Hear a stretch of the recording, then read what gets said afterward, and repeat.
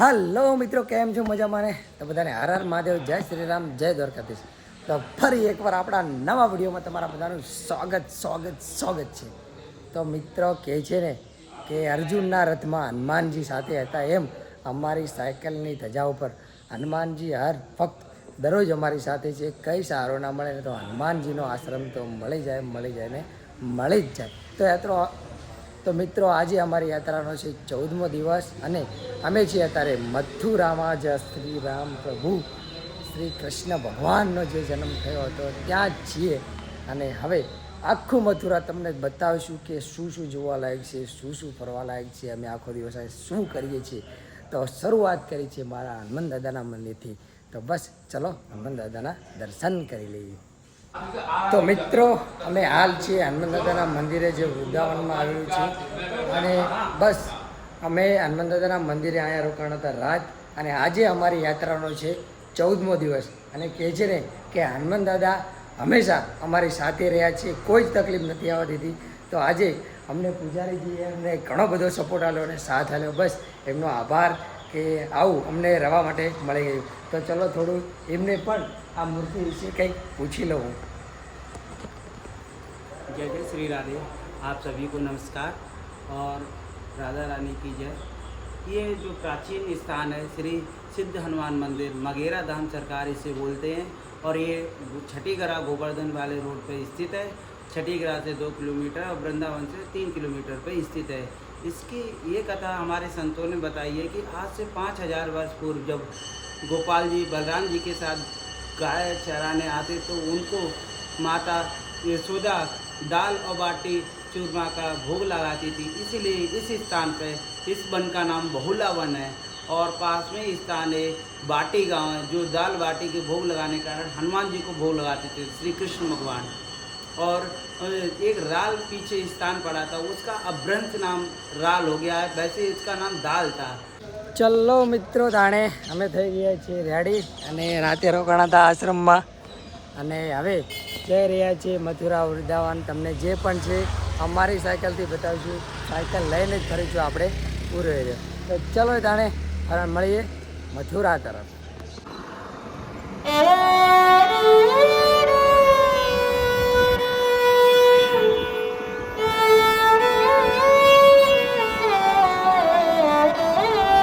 Guys અત્યારે વાગી ગયા છે 7 અને અમે છીએ વૃંદાવનમાં. અને અત્યારે અમે છીએ જ્યાં પુલ છે ત્યાં. અને તમે જોઈ શકો છો સામે શંકર ભગવાનની મૂર્તિ છે મોટી, અને આગળ અંબાજી માની મૂર્તિ છે. આ સાઈડ છે પ્રેમ મંદિર. બસ હવે અમે અહીંયા જઈ રહ્યા છીએ. મારો મિત્ર દિનેશ આવે પછી તમે ખૂબસૂરત નજારો, સુખનો સૂરજ પણ આટલે પહોંચી ગયો છે.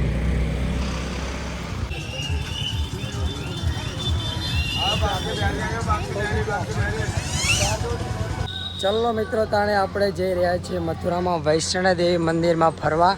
તો આપણે આજે સવારમાંથી જ ચાલુ કરી દીધું છે. વૈષ્ણોદેવી મંદિર માતાના દર્શન કરીશું. તમે જોઈ શકો છો આગળ છે મંદિર એક બેસ્ટ. અને અહીંયા કહે છે કે 4 ધામની યાત્રા થઈ જાય છે. તો આજે આપણે ફરી લઈએ, 4 ધામની યાત્રા કરી લઈએ આપણા ગુજરાતમાં મથુરામાં.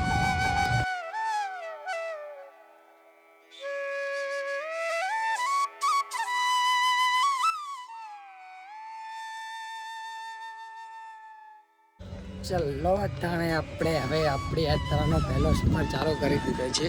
આ જોઈ શકો છો તમે વૈષ્ણોદેવી માતાનું મંદિર છે. એક સુંદર મૂર્તિ છે અહીંયા. તો મિત્રો આપણી યાત્રામાં આપણે પહેલી વખત ચશ્મા લગાવ્યા છે અને આપણે જઈ રહ્યા છીએ ફરવા વૈષ્ણોદેવી મંદિરમાં. જોઈ શકો છો આ મંદિર અને ગુફાને ઘણું બધું અહીંયા ફરવાનું છે. આપણે આ ફરી અને પછી નીકળશું આગળ.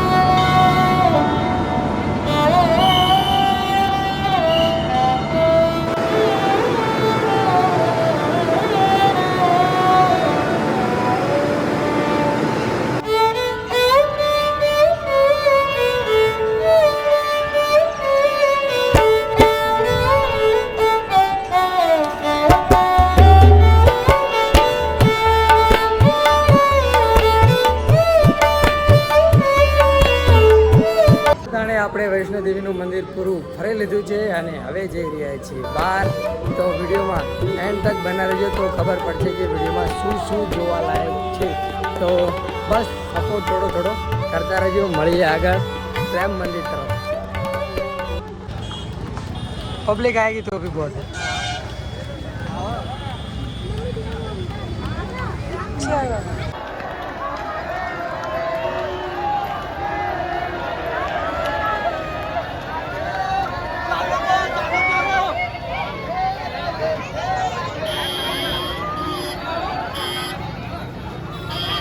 તો મિત્રો અમે જતા હતા પ્રેમ મંદિર અને વચ્ચે પ્રેમાનંદ બાપુ મળે છે. આજ એમના પણ દર્શન થઈ ગયા એટલે અમારી યાત્રા સફળ થઈ ગઈ. અમારે એ દર્શન કરવા માટે રાત રોકાવવું પડે છે, પણ આજ અમારું ભગવાનનું શ્રી રામ પ્રભુએ અમારી સાંભળી લીધી અને પ્રેમાનંદ બાપુના દર્શન થઈ ગયા એટલે અમારી યાત્રા સક્ષમ થઈ. ચલો તાણે મિત્રો હવે મળીએ આગળ.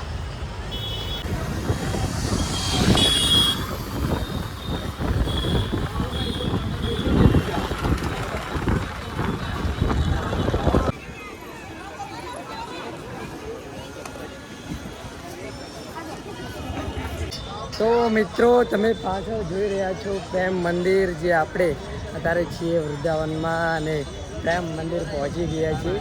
તો તમને પણ હવે દેખાડી દઈએ કે પ્રેમ મંદિરમાં કેવું ફરવાનું છે, કેવું લોકેશન છે. It's beautiful and nice. I like it. Prem Mandir સપનું હતું મારું જોવાનું કે પ્રેમ મંદિર હું જીવનમાં એક વખત જોઉં અને આજે પૂરું થવા જઈ રહ્યું છે. પ્રેમ મંદિરનો નજારો કંઈક આવો છે મિત્રો. ચલો મિત્રો, તો અત્યારે વાગી ગયા છે 10:30 અને અમે પહોંચી ગયા છીએ પ્રેમ મંદિર. એટલે ફટોફટ અંદર જઈને દર્શન કરી લઈએ, કારણ કે ઘડીક રહીને પ્રેમ મંદિર બંધ થઈ જાય છે. એટલે આજે અમને પ્રભુના પ્રેમ જે મહારાજ હતા, પ્રેમજી મહારાજ, એમના પણ દર્શન થઈ ગયા અને હવે પ્રેમ મંદિરના પણ અમે દર્શન આજે જલ્દી અમને થઈ ગયા છે. એટલે તમે જોઈ શકો છો બહારથી વ્યૂ કંઈક આવો છે.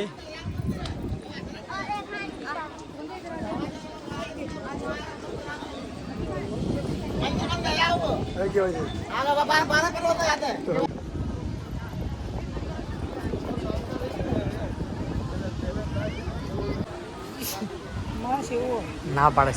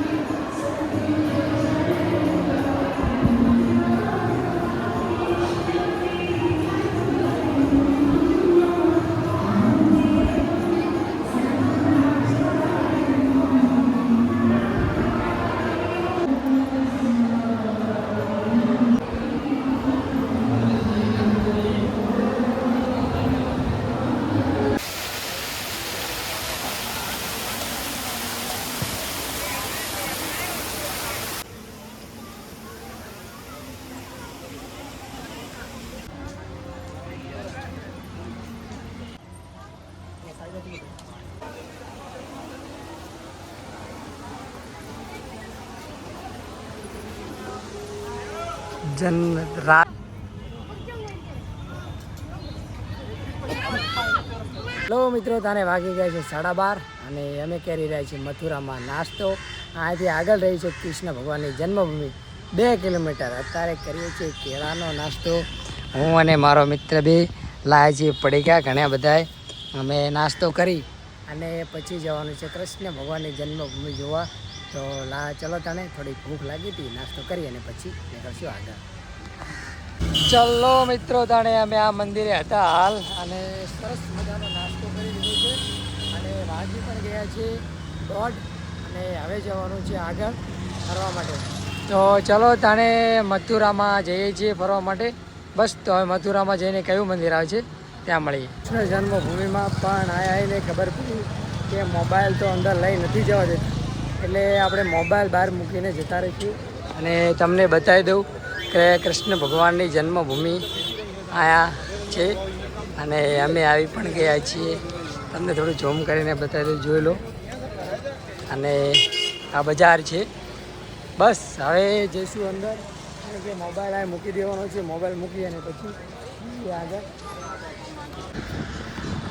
તો ચલો મિત્રો, તાણે અત્યારે વાગી ગયા છે 6:30 અને અમે કરી રહ્યા છીએ મથુરાને બાય બાય. મથુરામાં ઘણું વસ્તુ ફરવાનું બાકી રહી ગયું, કારણ કે મારા મિત્ર દિનેશને મોબાઈલમાં થોડો પ્રોબ્લેમ આવી ગયો હતો, એટલે અમે મથુરા આજે ફરી નથી શક્યા. પણ હવે જઈ રહ્યા છીએ આગ્રા તરફ, કારણ કે પછી મથુરામાં બહુ દિવસો થઈ જાય, તો પછી નેક્સ્ટ ટ્રીપ ક્યારે ભગવાન બોલાવશે ત્યારે મથુરામાં મળીને આવશું. અત્યારે નીકળી ગયા છે આગ્રા તરફ. તો મિત્રો હાલ વાગી ગયા છે 8 અને હું ને મારો મિત્ર મથુરાથી તો નીકળી ગયા છીએ આગ્રા તરફ, આગળ વધી રહ્યા છીએ. પણ કંઈ જગ્યા જ નથી, હજુ રવાની મળી.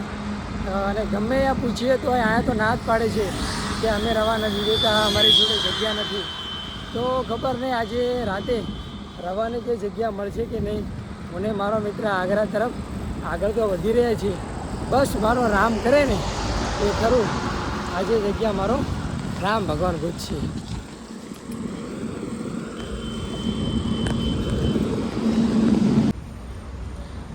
ચલો મિત્રો, તાણે આજે રાતે રહેવા માટે આશ્રમ પણ નથી મળ્યો કે કંઈ ખાવાનું નથી મળ્યું, એટલે આવી ગયા છે હું અને મારો મિત્ર દિનેશ બે હોટલમાં. સેવ ટમાટાનું શાક મંગાવી લીધું છે અને એક છે છોલે ભટુરે.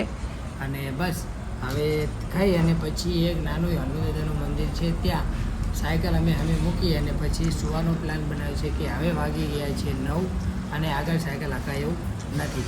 તો ચલો તાણે અહીંયા હનુમાનદાદાની મંદિરે જઈને મળીએ.